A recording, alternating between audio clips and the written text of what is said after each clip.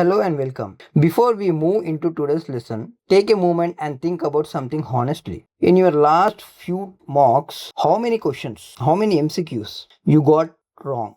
Okay, you got wrong not because of lack of knowledge, but because you misunderstood the question, because of the misunderstanding of the question. Okay, if you review your paper carefully, you will notice something interesting. A surprise number of wrong answers are not knowledge failure. So, failure of that MCQ is not because of knowledge, right? But because of misunderstanding. Okay, they are reading failures under pressure, and this is uncomfortable to accept at first, because when something goes wrong in test, the natural explanation we give ourselves is I didn't study enough. So studying more feels like a solution we can control. Okay, studying more feels like a solution we can control, but our brain won't accept that. It is not because of the knowledge, it is because of the misunderstanding of the MCQ. So, after all, you have been reading since childhood. How could reading suddenly become the problem? The answer lies in difference between how you read while studying and how you read under the exam pressure. So, let's start question decoding under pressure. So wrong answers are not knowledge problem, they are the reading problem. Okay, why your brain misread under pressure? The 3 steps decoding framework, live application on UPSC 2025 MCQs. Right now, the gap between knowing and doing. You prepared thoroughly, so why are wrong answers still happening? Okay, day 2 gives you the cut reset breath, a tool to calm the body. Today goes one level deeper, what the brain does to language under pressure and how to stop it. Okay, so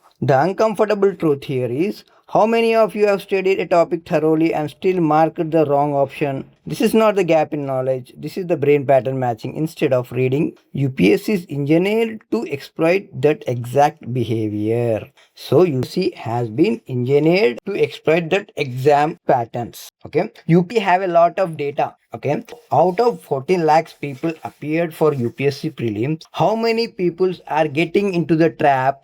How many people are getting into that specified tab which is engineered by the UPSC? They will have that such data, and if number of candidate who get into the traps, again the UPSC will try to reframe the traps and it will make the candidates to fall into the trap. I hope you are getting my point. So how you read at home, calm, confident reading, time to read it confused, brain finishes every sentences, accurate comprehensions also available. But how you read in exam hall, defensive, aware reading, time pressure, cut sentence shorts, brain jumps to familiar pattern, misses not accept incorrect. So the majority of wrong answer in prelims are not knowledge problem, they are reading problem. I hope you got a clear cut idea. So what the brain does to language under pressure? Okay, the cognitive mechanism, not theory, it is not motivation. UPSC combines 3 things that activate the brain threat system: uncertainty in the question, time pressure in the question, in the same way the consequences, that is equal to survival mode, what we have studied in day 1 also. So first, brain sees familiar keywords. It recognizes RBI, it recognizes open market operation and immediately activates associated knowledge. Confidence rises here because the candidate can see a familiar keywords in the question. Confidence will spike here and reading stops. Pattern matching starts. Before the sentence ends, the brain has already built an expectations. It stops processing new words. Okay, by seeing RBI open marketing operations, immediately it will raise its confidence and it will neglect before the sentence ends. Okay, so decision words are missed.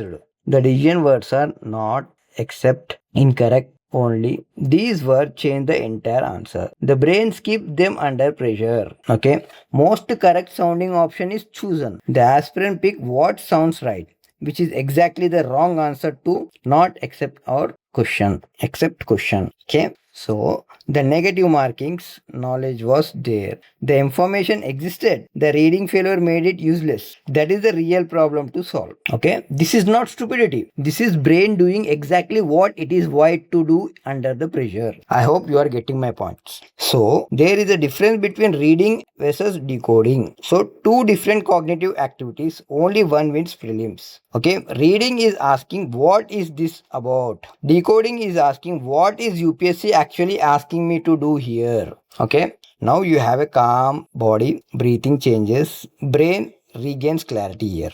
So what reading does? Activates topic level knowledge. Very good. Builds confidence on familiar terms. Very good. This building confidence on familiar term will lose the marks because they will neglect overall question. Okay. Select most correct sounding options. Falls into UPSC trap every time. Okay. But what decoding does is identify questions type before content, locates the decision word first, finds the elimination handle, use minimum logic for maximum accuracy. I hope you are getting my point. So that shift from reading to decoding is everything in UPSC prelims. Right? The same way, the 3-step decoding framework. Apply this before every single prelims MCU from today onwards. Okay? This is not a memorization of more facts, not a time-consuming extra step, not optional for serious aspirant. Okay? This is a cognitive sequence that take 5 seconds and change which mental mode you use to answer them. Okay? First question what you have to go through is identify question type before content. Reading the MCQ, identify the question type. Factual recall, is it a factual recall or is it a conceptual logic, elimination based, or using the wrong mental model fails the question even if you know the topic. So first and foremost, you have to have a clear-cut idea about the MCQs. Is it asking the factual recall or it is just testing the conceptual logic, right? If you understand in this way, you have to go to the second layer. Locate the decision word, okay? In the question, you have to locate the decision word. Okay, which option is correct? That option is selected on the basis of one word. That word is called as decision word.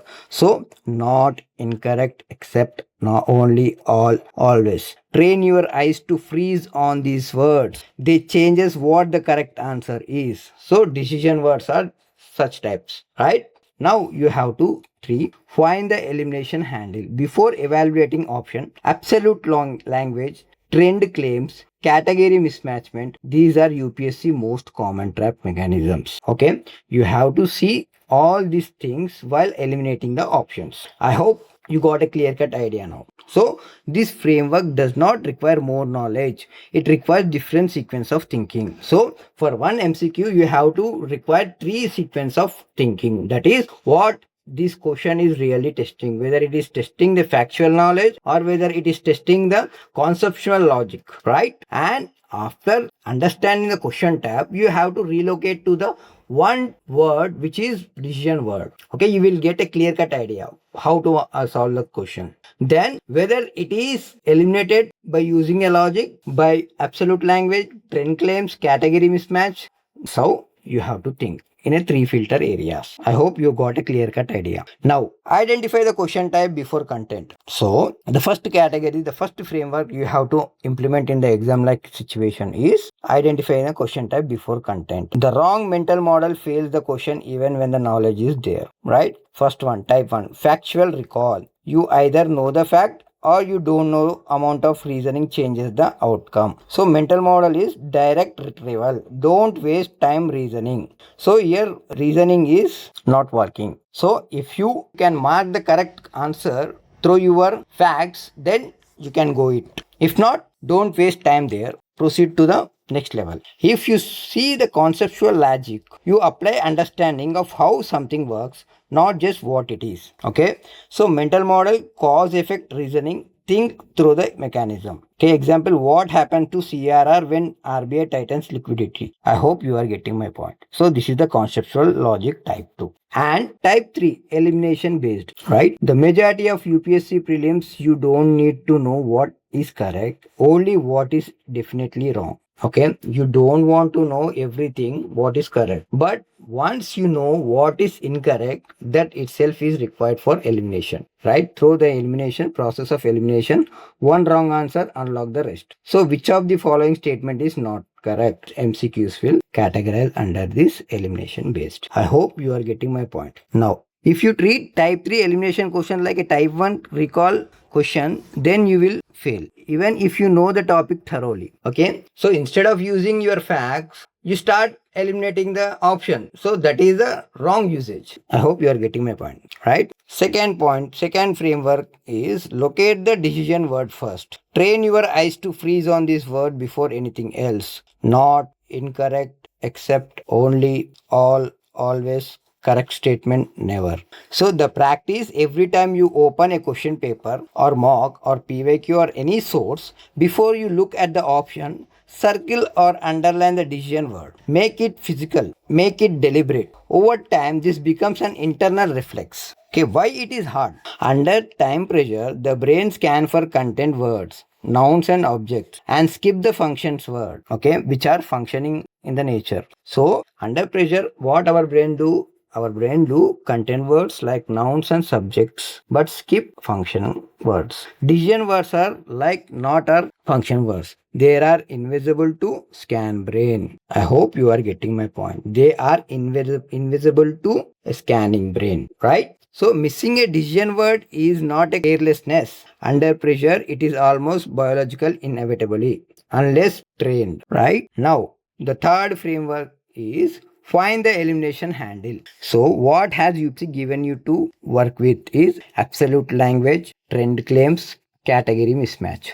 So always, only, all, never. Absolute statements are almost always unsafe in UPSC. Reality is rarely absolute. If statement uses absolute language, it is prime candidate for elimination. Okay, there is a high elimination confidence. But nowadays, UPSC is also using the extreme words to make into the trap. But it is a context-based elimination. You have to see the context of the question. So, for absolute language questions, the answer relies on the other two frameworks, right? Understanding what is it is asking, right? It is subject specific also. I hope you are getting my point, right? So, trend claims has increased, is currently at, has decreased. These requires current data that UPSC knows aspirant may not have. They are frequently the trap option. Unless you have verified the data, treat trend claims with suspicion. So medium, verify if you can. Now category mismatch.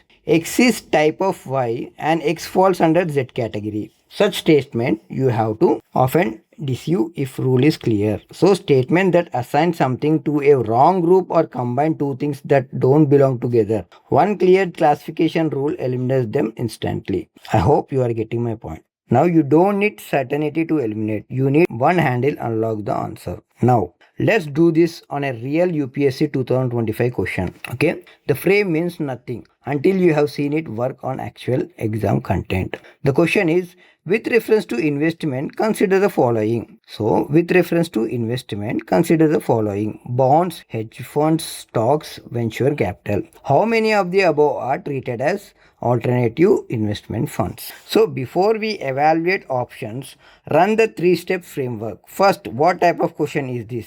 What is the decision word or frame? What is the elimination handle? Okay, watch how three thinking steps replace minutes of uncertainty recall, right? Applying the framework step by step. Question type, classification plus elimination, right? We are not being asked to recall a specific fact. We are being asked to categorize 4 items against the definition rule, right? The right mental model is what is the classification rule and which item passes it. Not what do I know about these 4 things. So UPSC is not testing what do you know about these 4 things. It is testing what is the classification rule and which item pass it. I hope you are getting my point. Then decision frame. Treat as an alternative investment fund. It is decision word. So this is our filter, not related to investment, not financial instrument, specially classified as a AIF under SEBI regulation. The frame is precise, use it precisely. I hope you are getting my point. Next, elimination handle. Public market versus private pooled fund. AIF are private pooled investment vehicles. Collected money from sophisticated investor, not publicly traded. Bond is equal to public debt. Stock is equal to public equity. Hedge funds is equal to private pooled. Venture capital is a private pooled. So these are same category, right? So they could be act as alternative investment fund. So answer only two qualified. Hedge fund plus venture capital. So option B arrived at via one logical distancing. No SEBI circular required. Okay. I hope you got a clear cut idea about this thing. Very clear cut idea. We can also categorize these things. Okay. Bonds, stocks. These are traditional investments, right? Traditional investment funds. We have seen them very frequently, right? In a news articles, all those things. Bonds and stocks are the traditional investment funds. But hedge fund and a capital, venture capital. So you think as an alternative word. Alternative means it is above the traditional investment or below the traditional investment, but it could not equate with the traditional investment because they are creating for one purpose. Okay, that purpose will be hedge fund. So hedge fund and venture capital, by its terminology itself, you can eliminate this thing and you can categorize those two into an alternative investment funds, right? Done. So what happens when you skip the framework? Same question, same knowledge base, different results. Question appears, you recognize bonds, stocks, hedge funds, revenue, you feel confident, you have studied economy. Very good, right? 5 seconds. You begin recalling details about each instrument. Hedge funds are unregulated or partially regulated. Venture capital is like PE. You will start remembering the facts. But the question is not about the facts. Okay. In first 0 seconds to 2 seconds, after reading the words, after scanning the question, your confidence will be very high. But after 2 to 3 seconds, you will try to recall the answers. You will try to recall the definitions of bonds, stocks, hedge funds, and venture capitals. There, you will drop confidence. Okay. After 15 seconds, you will become uncertain whether venture capital is technically classified as AIF or just similar to one. You start second guessing hedge fund. Okay. So in 25 seconds, you wonder if bonds might have some IAF classification you missed. Okay. You begin doubting your preparation. Okay. First second or first in 2 seconds your confidence is high, but after 5 seconds you are gradually dropping your confidence because you have missed the framework. What is that framework? This question is all about not factual question, but you have framed this question as a factual question and you are recollecting all the definition of the individual options. There itself you will lose confidence. After 25 seconds, you will lose the confidence. So in 30 seconds, you guess A and B. You mark A out of partial confidence. Okay. Wrong answer, negative marking. You exit question having spent twice the time needed and produce the wrong result. I hope you got a clear-cut idea. In within 1 to 2 seconds, your confidence were high. You have spent very great time on the MCQ, but because of the wrong framing of the MCQ under different categories, you have failed. I hope you are getting my point. So you have a very great knowledge, but instead of having a great knowledge, and in first 2 seconds only, you have identified that question with the great knowledge. I have studied economic greatly, but when comes to the last answering point, you have marked incorrectly, right? So the three framework is must and should. You have to filter the question in this three framework. I hope you are getting my point. Okay, you can say that, sir, if you go through all the questions in such type of three framework, we will lose the time for every question. But who is asking you to mark all the 100 questions and who is asking you to get 200 out of 200 marks? The real exam is about how confidently you are choosing the correct answer within a specified time. There is no compulsory rule that you have to attend 100 questions, right? So if you attend 60 questions with this three framework, you could hardly get 10 questions incorrect. Okay. If you get 10 questions incorrect, then you will lose 7 to 8 marks. Okay. What about the 50 answers, 50 questions? So today's 2025 cutoff is all about 92, right? If you lose 6 answers by committing mistakes in 10 questions, okay, 100 minus 6 is all about 94 marks. Still you are in the game, right? So instead of solving 90 questions, 100 questions and getting 22 marks, 23 marks, it is better option to think on the question carefully. Going into the 3 framework is very important here. Please, point to be noted. I hope you are getting my point clearly. 30-second wasted, wrong answer, negative marking, the knowledge was there the entire time. Still you have a very great knowledge by marking the incorrect option also. So here knowledge is just one of the variant, one of the component to answer the question. I hope you are getting my point clearly. Right? So slow down only on the first read. The single most important principle for time management in UPSC Prelims is slow down only on the first read. Speed comes after clarity. Okay. One panic read. Time spent 90 seconds. Outcome doubt remains. Decision guess between 2 options. Result wrong answer, negative marking. Right? So one clear read with decoding. Time spent 30 seconds. Outcome clean elimination. Decision confident selection. Result correct answer, full marks. This is the difference between reading and decoding. Right? So UPSC most reliable trap patterns are: recognize this before you sit in the exam. They repeat every year. The confidence trap. Okay. The question uses a topic you know extremely well. The brain relaxes. You miss the knot. You choose the most correct sounding statement. Wrong answer. So antidote is high familiarity is equal to high alert for decision work.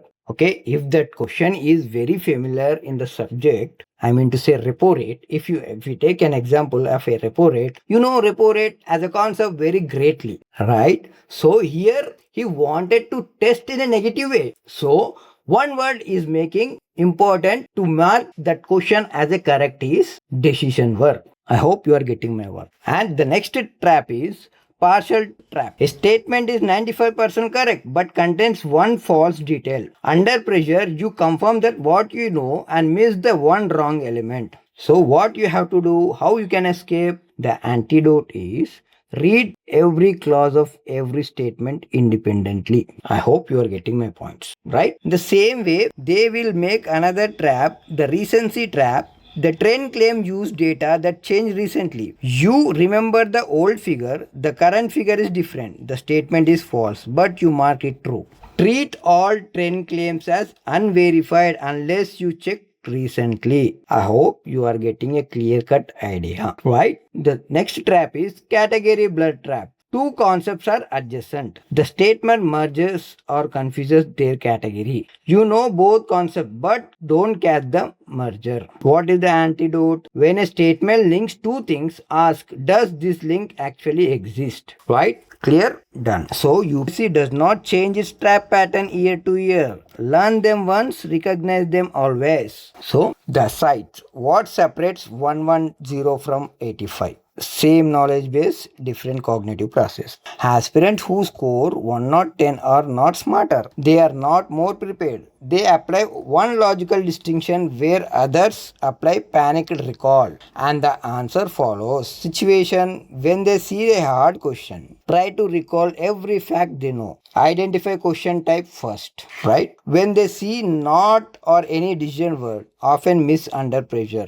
Trained eye freezes on it automatically, right? When uncertain about an option, guess based on partial confidence. Eliminate using handles, not uncertainty. They will use eliminate using handles, right? When time is running low, skip or guess zone 3 questions. Apply framework faster, not differently. After wrong question, carry doubt into the next question. But here, cut, reset, breathe, fresh start. I hope you are getting my point clearly. So, aspirant who scores 1110 doesn't know more. They read differently. Clear? Now. So, what to do from today forward? Framework must be automatic. That requires deliberate repetition. So, decision word drill. Open any PYQ, okay, before reading the options for each question, underline the decision word first. Do this for 20 questions. Time yourself. The goal is to make this automatic. Okay. The next one is question type tagging. As you practice, tag each questions like recall, conceptual, elimination. So after 50 questions, you will see which type of you miss most and why. That wise will give you clarity. I hope you are getting my points. So these are the exercises what you have to perform after this session, right? Third way, elimination handle unit. For every elimination question you attempt, write down the specific handle you used. If you can't name it, you guessed. The goal is to name it every time. I hope you are getting my point. And combine with cut reset. If you feel uncertainty rising mid question, cut reset breath first, then 3-step decode. Don't try to decode while the body is threat mode. When you are in the threat mode, don't try to decode, because that decoding will become again reading only. So reset breathing is essential, right? So practice does not mean more question. It means applying the 3-step consciously until they become invisible is the most important thing, right? So the decoding framework quick reference is: question 1, identify question type first, factual recall, conceptual logic, or elimination type. Okay, if any one of the category you see, then you step into the next word, decision word, whether the question contains this thing, these words. Okay, afterwards, step 3, how you are going to handle if you are finding such kind of words. Absolute language always, right? And trend claims, right? And categorizing mismatch, right? So this is how you have to go. So type, decision word, handles, eliminate, select. Time is equal to 5 to 8 seconds. Mental model, deliberate, not panicked mode. You are deliberately going into this framework, not in a panic mode. I hope you are getting my point. So in day 4, what we are going to do is structuring thinking after decoding. Okay, you have decoded all these 3 things. What is the type of the question, what is the decision word, and how the eliminate handles can be used, right? This framework was finished. Now in the day 4, you are structuring thinking after decoding. What to do once you decoded the question so thinking doesn't spiral into the confusion. So you now have the decoding the question correctly, you know the type, you have found the decision word, and you have an elimination handle too. Now what? Tomorrow we will deal with the structure to apply so your thinking doesn't spiral into confusion. This is what we are going to see in day 4. Okay, the spiral problem, why thinking without structure leads to doubt even when you know the content. The elimination tree, structured mental model for working through options without losing place. A 40-second rule, how to decide when to commit and when to move on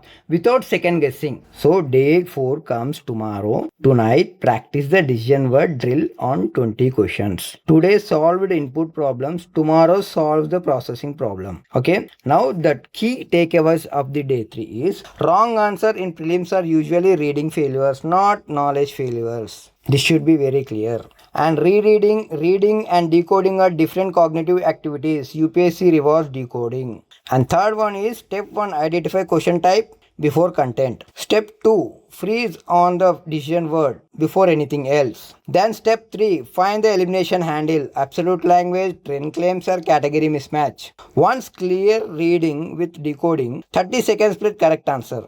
2 panicked reads is equal to 90 seconds plus doubt. I hope you are getting the clear cut idea. So tonight practice decision word on 20 question, mark it physically, make it deliberate. So clear thinking under pressure, day 3 ends here. All the best and practice the prescribed exercise today. Thank you so much.